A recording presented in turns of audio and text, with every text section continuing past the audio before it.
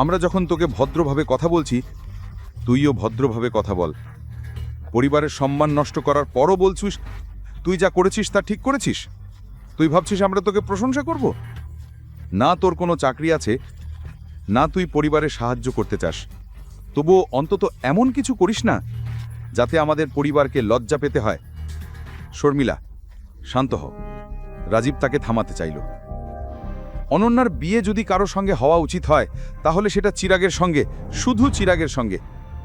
এটা শুনে অনন্যার চোখ বড় বড় হয়ে গেল। সে শর্মিলার দিকে তাকিয়ে বলল, মা, আমি কবে বললাম যে আমি চিরাগকে বিয়ে করতে রাজি? শর্মিলা বলল, তোর রাজি হওয়ার দরকার নেই। আমি তোর মা, আর আমি জানি তোর জন্য কি ভালো। এর সঙ্গে থাকলে সারা জীবন কষ্ট পাবি তুই। আর তোর কোম্পানিরও তো সাহায্য লাগবে। চিরাগ ছাড়া আর কেউ তোর কোম্পানিকে আবার দাঁড় করাতে পারবে না। অনন্যা বলল, না মা, তা ঠিক নয়। আমি নিজেই আকরাম স্যারের সঙ্গে কথা বলবো, তিনি আমাকে সাহায্য করবেন। আমি চিরাগকে বিয়ে করতে চাই না। শর্মিলা বলল, তাহলে কি তুই সারা জীবন এই লোকটার সঙ্গে থাকবি? এখন বল। অনন্যা দৃঢ় গলায় উত্তর দিল, না, আমি দুজনের কারো সঙ্গে থাকতে চাই না। তোমাকে আকরাম স্যারের সাহায্য কোন বিষয়ে চাই? অভিনব মা ও মেয়ের কথার মাঝখানে এসে জিজ্ঞেস করল। শর্মিলা কি বলছিল তা নিয়ে অভিনবর কোনো আগ্রহ ছিল না, কিন্তু আকরাম নামটা শুনেই সে বুঝে গেল সে অনন্যার সাহায্য করতে পারে। অভিনব এতটুকু বলতেই অনন্যা ও শর্মিলা দুজনেই তার দিকে তাকালো, কিন্তু কেউ কোনো উত্তর দিল না। ঠিক তখন রাজীব বলল, অনন্যার নিজের কোম্পানিটা আবার দাঁড় করানোর জন্য কিছু টাকার প্রয়োজন। যেসব শেয়ার হোল্ডার ছিল তারা সবাই হাত গুটিয়ে নিয়েছে। আর তুমি কেন এসব কথা ওকে বলে নিজের সময় নষ্ট করছো? এই ছেলেটা এই সমস্যায় কী বা করবে? যাবে আর শেয়ার হোল্ডারদেরও ওই ছেলেটার মতনই মারবে। শর্মিলা অভিনবকে আরও শুনিয়ে বলল, আর শোনো, তুমি আমার মেয়ের স্বামী হয়ে বেশি দিন থাকবে না। যদি এটা চিরাগকে বিয়ে না করে তবে আমি ওর জন্য ওর থেকেও ভালো ছেলে খুঁজে আনব, কিন্তু তুমি কখনোই না। এই কথাগুলো বলেই শর্মিলা নিজের ঘরে চলে গেল। রাজীবও ফোন তুলে ভেতরে চলে গেল। ওরা দুজন চলে যেতেই অভিনব গভীর নিঃশ্বাস ফেলল আর অনন্যার দিকে তাকিয়ে বলল, তোমার কত টাকার প্রয়োজন? একে লিমিটেড কোম্পানির সঙ্গে পার্টনারশিপ করা যেতে পারে, কিন্তু আকরাম স্যার এই বিষয়ে রাজি হবেন না, কারণ এতে তার কোনো লাভ নেই। অনন্যা ঠান্ডা গলায় বলল।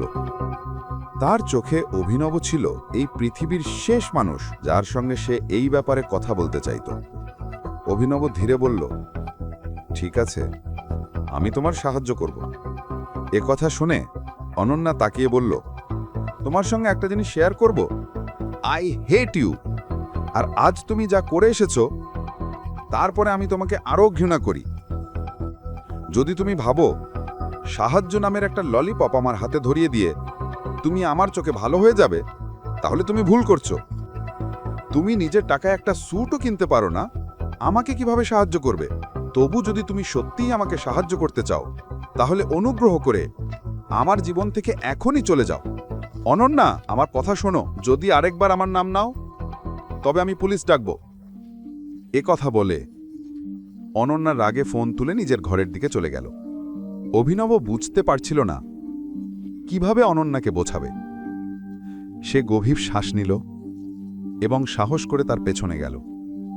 আমি মজা করছি না, তুমি যে সমস্যার সঙ্গে লড়ছ সেখানে আমি তোমাকে সাহায্য করতে পারি। এ কথা শুনে অনন্যা চিৎকার করে বলল, বাজে কথা বলা বন্ধ করো অভিনব, তুমি কিছুই করতে পারবে না। অনন্যা, বিশ্বাস করো, আমার একটা চাকরি আছে, আমি আকরাম স্যারের কোম্পানিতে ম্যানেজারের পদে কাজ করছি। অভিনব অবশেষে বলল। এই কথা শুনে অনন্যার হাসি পেয়ে গেল। সে বলল, তুমি কি মনে করো তোমার পজিশন স্থায়ী? আজ হয়তো আকরাম স্যার তোমার ওপর করুণা করছেন, কিন্তু কাল তিনি লাথি মেরে তোমাকে বের করে দিতে পারেন। তুমি আর তোমার মতো হাজার লোক তার কাছে কিছুই না, বুঝেছ? এই বলে অনন্যা ঘরে ঢুকে দরজা বন্ধ করে দিল। অভিনব আবার তার ঘরের বাইরে দাঁড়িয়ে রইল। ঠিক তখনই তার ফোনে একটা মেসেজ এলো। ওটা ছিল তার ক্লাসমেট হরিশের, যে হরিশ তার সঙ্গে ডেলিভারি কোম্পানিতে কাজ করত।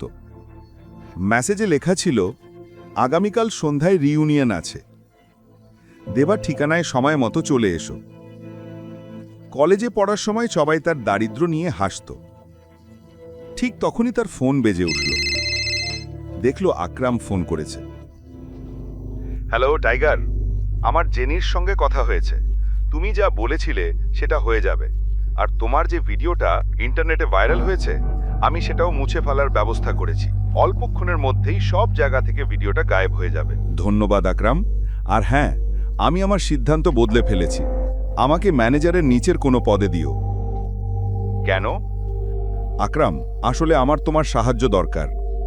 অনন্যা একটা সমস্যায় পড়েছে, আর তুমিই তাকে সেখান থেকে বের করে আনতে পারবে। আমি চাই না অনন্যা বা তার পরিবার জানুক আমি কে। তাই আমি ওদের বলবো আমি আমার ম্যানেজারের পদ আকরামের সঙ্গে সমঝোতা করে ছেড়ে দিয়েছি, আর বলেছি চাইলে কিছুদিন আমাকে কম বেতনও দিতে পারেন। বাহ, দারুণ পরিকল্পনা। এতে তোমার কাজও হয়ে যাবে, আবার পরিচয়ও গোপন থাকবে। হ্যাঁ, আর একটা কথা, কয়েকদিনের মধ্যেই একটা অকশন হবে। আলায়নাও সেখানে যাবে। তার সঙ্গে দেখা করার এর চেয়ে ভালো সুযোগ আর পাবে না। এখনই পকেট এফএম অ্যাপ্লিকেশন ডাউনলোড করুন, লিংক বর্ণনায় দেওয়া আছে।